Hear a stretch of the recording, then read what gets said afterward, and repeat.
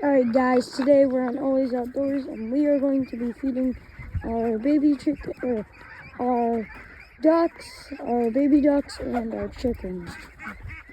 So let's go over here. We've been feeding them way more or less because recently our ducks have been passing away, and we did some research, and that could be because they're eating too much food.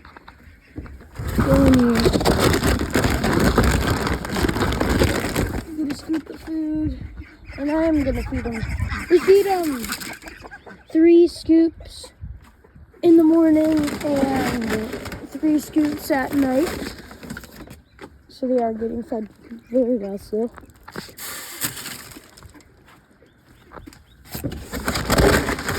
More. There we go.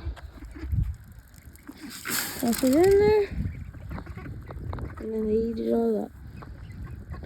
Alright guys, I hope you enjoyed this short of me showing you what I did in the morning. Bye.